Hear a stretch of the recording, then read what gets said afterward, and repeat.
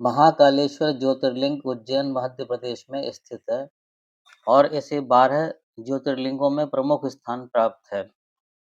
यह शिव का एकमात्र ज्योतिर्लिंग है जो दक्षिणमुखी है। इसके बारे में कथा इस प्रकार है। प्राचीन काल में उज्जैन, जो उस समय अवंती नगरी कहलाता था, में चंद्रसेन नामक राजा शासन करते थे। वे शिव के अनन्य भक्त थे और हमेशा महाकाल की उपासना करते थे। एक दिन एक विद्याधर नामक बालक ने भी शिव भक्ति का संकल्प लिया और भगवान शिव की आराधना करने लगा।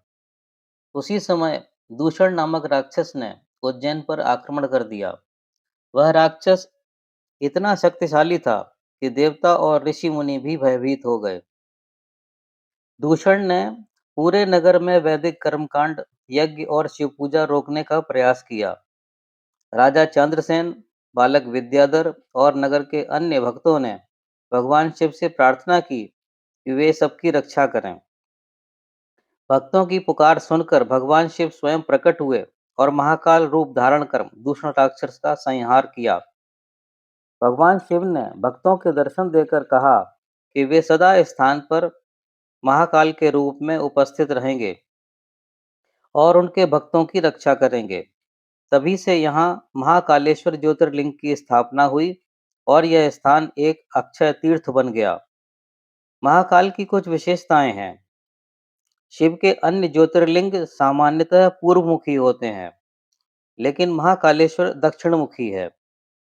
यहाँ प्रतिदिन प्रातः 4 बजे भस्म आरती होती है, जो अद्वितीय और चमत्कारी मानी जाती है। परंपरागत रूप से यह आरती चिता भस्म से की जाती थी, लेकिन अब इसे धार्मिक रूप से शुद्ध भस्म से किया जाता है। आरती से पहले भगवान महाकाल का जलाभिषेक और श्रृंगार किया जाता है। आरती के दौरान मंत्रोच्चार, ढोल, नगाड़े और शंखनाद से पूरा माहौल भक्तिमय हो जाता है।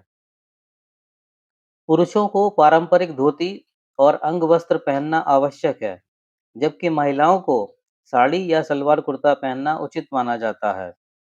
भस्म आरती यह दर्शाती है कि संसार नश्वर है, केवल शिव ही शाश्वत हैं।